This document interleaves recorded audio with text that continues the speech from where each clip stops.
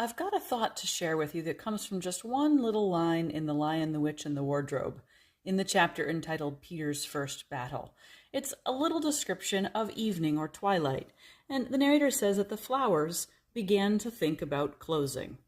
On the one hand, this is, of course, just the very simple and common literary device of personification, giving the flowers some idea of cognition, of agency, of thoughts and feelings. The narrator doesn't really mean the flowers began to think about closing. It just means the time for the flowers to close is drawing near, right? Well, maybe, but maybe there's a little something more going on here. There's a sense throughout the Narnia Chronicles that nature is animate in beautiful ways that perhaps are not the case, or at least that we can't see in our primary world.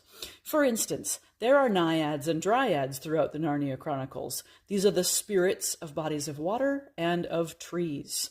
So we meet river naiads and elm tree dryads and oak tree dryads and so forth, the spirits of various parts of nature.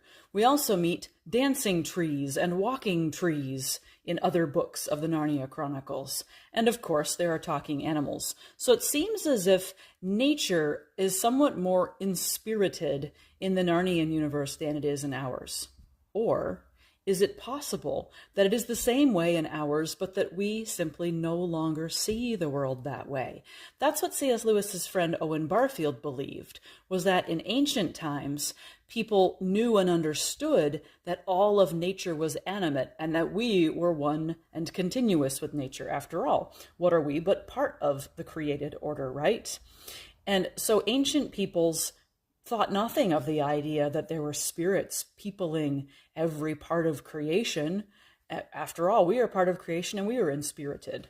And C.S. Lewis writes about this in some of his scholarly works. But did he really believe it? Did he think that there were elemental spirits in rocks and trees and streams?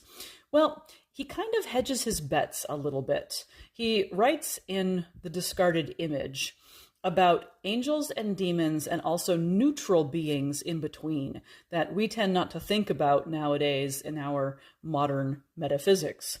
But there are verses throughout the Bible that suggest that there are other spiritual beings besides angels and demons, and that some of them are neutral as regards human beings, that they're not out to either help and serve us as angels are or to tempt and harm us as demons are. They're kind of like the animals of the spirit world.